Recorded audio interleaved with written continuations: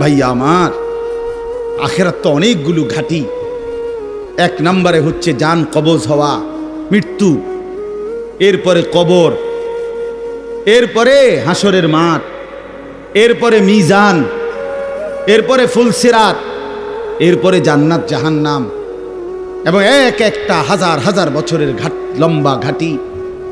বন্ধু আমার, শুধুমাত্র কসম আল্লাহর, কোন ব্যক্তি যদি বেঈমান, কাফের, মুশরিক, নাফরমান, পাপী জিন্দিগি নিয়া মৃত্যু পর্যন্ত পৌঁছে, খোদার কসম শুধু মৃত্যুর যন্ত্রণা, শুধু জান কবজের যন্ত্রণা, আল্লাহর কসম এটুকুই সহ্য করার ক্ষমতা তার থাকবে না। এই জান কবজের যন্ত্রণার সামনে তার 60 বছরের দুনিয়া যা ভোগ করছিল, মজা করছিল, 1 সেকেন্ডে ভুলে যাবে। ইমানদার, আমি শুধু এই কথাটাই এখন শুনাইতে চাই। এই তর্জমাটা বললে আমার কথা শেষ। এটাই আমার বক্তব্য। ভাইয়া, কবরে লম্বা সময় থাইকা কি কষ্ট পাইবা? বেনামাজি সন্তান, হারাম উপার্জনকারী বাবারা, বেপর্দা মা বোন, সেটা তো লম্বা বিষয়। হাসরের মাঠ কি পরিমাণ লম্বা, মিজানের পাল্লার সময়টা কি পরিমাণ কঠিন হবে, আমল নামাটা যখন বাম হাতে দেয়া হবে তখন কি পরিমাণ চিৎকার করবে। ফুলসিরাত পার হতে 30,000 বছরের রাস্তা, এই অন্ধকারাচ্ছন্ন রাস্তা কিভাবে পার হবে সে তো পরে লম্বা বিষয়। শুধু জান কবজের সময় মৃত্যুর, যেটাকে বলে রুহু কবজ হওয়া, মৃত্যুবরণ করা, এই কষ্টটাও তো সহ্য হইবে না। এই কষ্টটা তো সহ্য হবে। কোরআনুল কারীমের মধ্যে 4 জায়গায় আল্লাহ তাআলা মোট মৃত্যুর যন্ত্রণার কথা বলছেন। 1 নম্বর, ওয়াজাআত সাকরাতুল মাউতি বিল হক যালিকা মা কুনতা মিনহু তাহিদ। রব্বুল আলামিন বলেন, বান্দা শুনে নাও, সত্য সত্যই মৃত্যুর যন্ত্রণা আসবে।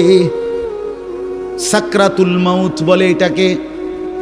মৃত্যুর যন্ত্রণা মানে এই জান কবজের সময়, রুহু কবজের সময়ের যন্ত্রণা, মৃত্যুর সময়ের যন্ত্রণা। কোরআনুল কারীমের মধ্যে আল্লাহ বলেন, ওয়ালাউ তারা ইদিজ যালিমুনা ফি গামারাতিল মাউত। আল্লাহ বলেন, শোনো বান্দা, আল্লাহর নবীকে বলেন, বন্ধু আপনি যদি একটা নজর দেখতেন জালেমের মৃত্যু যন্ত্রণা কতটা ভয়ানক হবে। ইদিজ যালিমুনা ফি গামারাতিল মাউত ওয়াল মালাইকাতু বাসিতু আইদিহিম। ফেরেশতারা ওই নাফরমান পাপীকে ডাক দিয়ে বলবে, হাত বাড়িয়ে বলবে ফেরেশতারা, আখরিজু আনফুসাকুম, হে অসৎ আত্মার রূহ, এই নাফরমানের শরীর থেকে বের হও। বের হতে চাইবে না, সারা দেহের মধ্যে নাফরমানের রূহ দৌড়াবে। মালাকুল মউত আজরাইল একটা টান দিয়ে যখন রূহটাকে ছিঁড়ে বের করবে, কলিজা থেকে বের করবে, একটা টানে কণ্ঠনালীর কাছে চলে আসবে। আল্লাহ বলেন, ফালাউলা ইদা বালাগাতিল হুলকুম, কণ্ঠনালীর কাছে যখন রূহটা চলে আসবে, নাফরমান তোর ক্ষমতা থাকলে এবার বাধা দাও না, দাও, বাধা দাও, থামাও তোরে। এ না তোমার বন্ধু,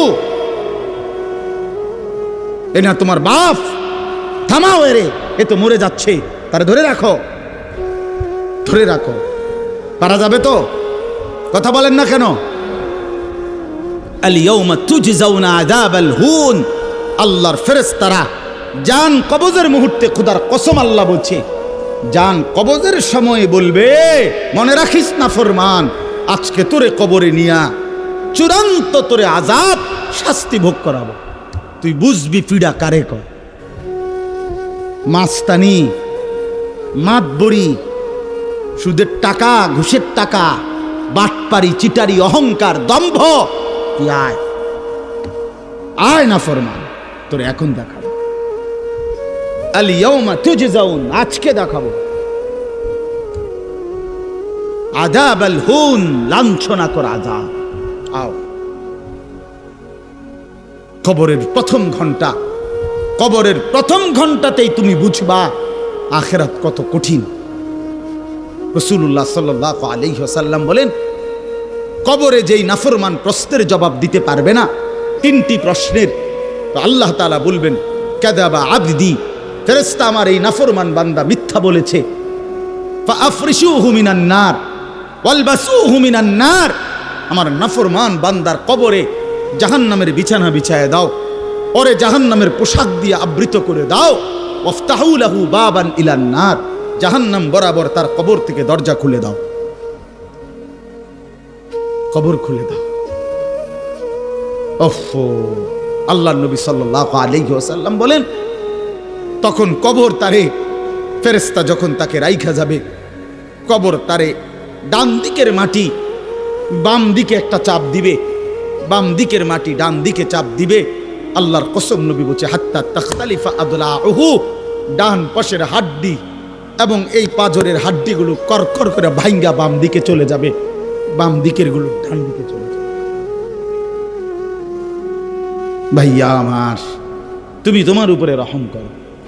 বাপ আমার, আপনাদেরকে বলি, হারামের টাকা উপার্জন কইরা, সুদের টাকা, কিস্তির টাকা, ঘুষের টাকা, ওজনে কম দেওয়া টাকা, হারাম ব্যবসার টাকা, বাটপারি সিটারির টাকা দিয়া বংশ, ফ্যামিলি, স্ত্রী, সন্তানের জন্য রাইখা যাইয়েন না।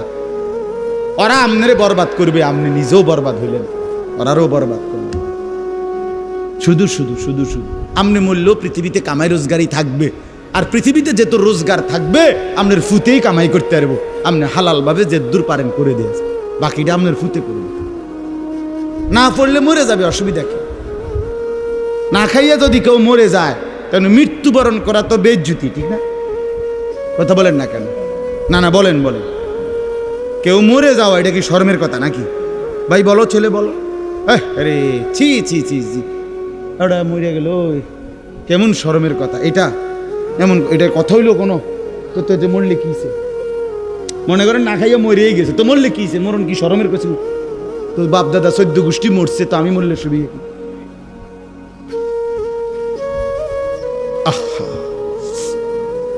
এজন্য বন্ধু আল্লাহ তাআলা বলছেন ওয়ালাউ তারা ইদিয যালিমুন, এই শোনেন বন্ধু, আপনি যদি একটা নজর দেখতেন, আমরা তাফসীরে কিতাবে পড়ছি আত-তাযকিরা, ইমাম কুরতুবী রাহমাতুল্লাহ আলাইহির কিতাব আত-তাযকিরা ফি আহওয়ালিল মাউতা ফিল আখিরা, অনেক সুন্দর কিতাব, বাংলা অনুবাদ হয়েছে মৃত্যুর ওপারে। ইমাম কুরতুবীর খুব সুন্দর, অনুবাদটাও অসাধারণ। এই বইতে আছে ইব্রাহিম আলাইহিস সালাম একবার আজরাইলকে বলছিল, মালাকুল মউত আজরাইল, নাফরমানের জান কবজ করবার সময় তুমি যেই চেহারাটা হয় তোমার, ওটা আমার একটু দেখাও। মালাকুল মউত আজরাইল বলছিল, হে আল্লাহর নবী, কসম আপনি এটা দেখতে চাইেন না, আপনি সহ্য করতে পারতেন না। ইব্রাহিম আলাইহিস সালাম বললেন, না মা আজরাইল, আমি এটা দেখুমই, তুমি আমারে দেখাও একটা নজর। মালাকুল মউত আজরাইল কোন পাপী ব্যক্তির জান কবজের সময় যেই বিভৎস কুৎসিত আকৃতি ধারণ করে, আল্লাহর কসম ওই আকৃতি যখন ধারণ করছেন ইব্রাহিমের সামনে, ইব্রাহিম নবী সাল্লাল্লাহু আলাইহিস সালাম একটা চিৎকার মাইরা বেহুশ হয়ে গেছে।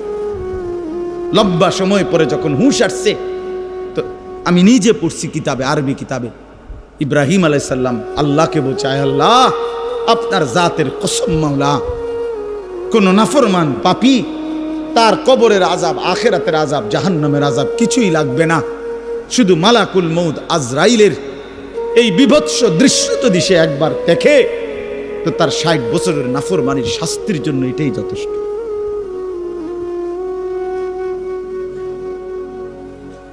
হ্যাঁ, আখরিজু আনফুসাকুম, এখানেও আল্লাহ তাআলা এই কথাটা বলছে, ফালাউলা কাল্লা ইদা বালাগাতিত তারাকিয়া। আল্লাহ তাআলা বলেন, কখনোই না বান্দা, অর্থাৎ কোনোভাবেই থামাইতে পারবে না, ইদা বালাগাতিত তারাকিয়া, প্রাণ যখন, রূহ যখন কলিজা থেকে ছিঁড়ে ফেরেশতা মালাকুল মউত টান মারবে, যখন কণ্ঠনালীতে পৌঁছে যাবে, তখন আর কোনো নাফরমান, কোনো তওবা, কোনো ইস্তিগফার, কোনো চিৎকার, কোনো ঝাড়, কোনো ফুক, কোনো ডাক্তার, কোনো কবিরাজ, কোনো বৈদ্য, কোনো কিছু দিয়েই আর নিজেকে ফেরাইতে পারবে না। ইদা বালাগাতিত তারাকিয়া, যখন কণ্ঠনালীর মধ্যে ফেরেশতা টান দিয়ে বের করে ফেলবে রূহ, কলিজা থেকে কলব থেকে রূহকে টেনে ধরবে, যখন কণ্ঠনালীতে চলে আসবে, ওয়াকিলা মান রাক, আশপাশের সকলেই তখন বলবে এই ব্যক্তি যে ছটফট করতেছে তারে এখন কোন কবিরাজ দিয়া ঝাড়াবে। সবাই ডাক্তার, কবিরাজ, বৈদ্য, ওজা খুঁজবে, দেখো না কার কে পরিচিত আছে, ডাকো, আরে বাঁচাইবার চেষ্টা করো। ওয়ান্না আন্নাহুল ফিরাক, আল্লাহ বলে কিন্তু ওই ব্যক্তি ঠিকই বুঝে ফেলেছে আজকে তাকে নিশ্চিত এই পৃথিবী থেকে বিচ্ছিন্ন হতে হবে। আত্মীয় স্বজন তারা যদিও ডাক্তার কবিরাজের জন্য চিল্লাচিল্লি করছে, কিন্তু লোকটা নিজেই বুঝে ফেলবে আন্নাহুল ফিরাক, তাকে এখন এই দুনিয়ার মায়া থেকে বিচ্ছিন্ন হইতেই হবে। কারণ মালাকুল মউত তো রূহটা ছিঁড়া ফেলছে, কলিজা থেকে টান দিয়া ফেলছে, আর তো ফেরত যাবে না, আর তো ফেরত যাবে না। ইন্নাল্লাহা ইয়াকবালু তাওবাতাল আবদি মা লাম ইউগারগির, নবী সাল্লাল্লাহু আলাইহি ওয়াসাল্লাম বলেন নিশ্চয়ই আল্লাহ তাআলা বান্দার তওবা কবুল করেন যতক্ষণ পর্যন্ত না মৃত্যুর গড়গড়া শুরু হয়, ওর আগ পর্যন্ত। ফেরেশতা টান দিলে মৃত্যুর যখন গড়গড়া শুরু হয় তখন যদি কোনো বান্দা তওবা করে আল্লাহ তাআলা সেই তওবা কবুল করে না। এবারে দম টানে, একেবারে সোজা হইয়া গেছে। এই সময় হুজুর আনছে 200 টাকা দিয়া, হুজুর আব্বারে গুদুর বেহেশত বুঝ কইরা দেন, তওবা ফরাইয়া দেন, তওবা। এই সারা জিন্দিগির সিটারি বাটফারির তওবাটা এই 200 টাকা দিয়া আব্বারে মিল কইরা দেন। হ্যাঁ, বেহেশত দিয়া দিব। বেহেশত হুজুরের আব্বার সম্পত্তি। হ্যাঁ, কথা বলেন না কেন? বেহেশত হুজুরের বাপের সম্পত্তি। এটা তো এটা কি ধরনের তওবা, কিসের তওবা এটা? এই ব্যাটার তো কোনো এহসাসে নাই। আরে বোঝেন নাই আমার কথা? তার তো কোনো অনুভূতিই নাই, হে তো লড়েও না, বোঝেও না, হে তো জানে না কিসের করছে, কি করতেছে। আল্লাহ তাআলা বলছে ওয়াল্লাযীনা ইযা ফাআলু ফাহিশাতান আও যালামু আনফুসাহুম যাকারুল্লাহ ফাস্তাগফারু লিযুনুবিহিম। আল্লাহ বলছে আমার বান্দা যত বড় নাফরমানি করুক, করতে করতে যদি বড় থেকে বড় জুলুমও করে, কিন্তু তৎক্ষণাৎ যদি আমি আল্লাহকে স্মরণ করে আর আমার কাছে 2 হাত তুলে মাফ চায়, পিছনের গুনাহ যদি ছেড়ে দেয় আর করবে না যদি ওয়াদা দেয়, খোদার কসম কোরআনে আছে, আল্লাহ বলেন বান্দা আমি পুরাপুরি 100% মাগফিরাত দিয়ে দেব।